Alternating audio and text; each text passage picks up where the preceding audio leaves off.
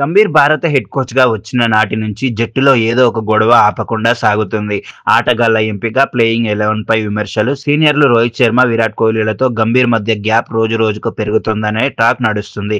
ఇటీవల ఆస్ట్రేలియా పర్యటనలో టెస్టు సిరీస్‌లో 3-0తో వైట్ వాష్ కావడం, ఇంగ్లాండ్‌తో జరగబోయే సిరీస్‌కు రోహిత్, కోహ్లీలు దూరంగా ఉండడం ఇవన్నీ గంభీర్ వల్లే జరిగాయని అభిమానుల్లో తీవ్ర ఆగ్రహం నెలకొంది. వన్డే కెప్టెన్సీ కూడా రోహిత్‌ను తప్పించి శుభ్మన్ గిల్‌కు ఇవ్వడం వెనుక గంభీర్, అగర్కర్ హస్తమే అని చర్చ జోరుగా సాగుతుంది. ఛాంపియన్ ట్రోఫీ విజయం తర్వాత రోహిత్ మాట్లాడుతూ ఈ జట్టును ద్రావిడ్ తయారు చేశాడు అని చెప్పడం, రాంచీ వన్డేలో సెంచరీ బాదిన కోహ్లీ పెవిలియన్లో గంభీర్ను పూర్తిగా పట్టించుకోకపోవడం ఈ చిన్న చిన్న విషయాలు కూడా మీడియాలో పెద్ద రూపం ఎత్తాయి.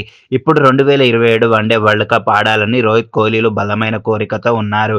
కానీ కోచ్ గంభీర్ నుంచి సెలక్షన్ కమిటీ నుంచి వారికి స్పష్టమైన హామీ లభించడం లేదు. దక్షిణాఫ్రికా సిరీస్లో రోకో ఇద్దరు అదిరిపోయినా టెస్టుల్లో వైట్ వాష్తో గంభీర్పై ఒత్తిడి భారీగా పెరిగింది. గౌహటిలో అయితే గంభీర్ గో బ్యాక్ అంటూ స్టేడియమే దద్దరిల్లింది. ఇలాంటి తరుణంలో జట్టు వాతావరణం పాడవకూడదని బీసీసీఐ భావిస్తుంది.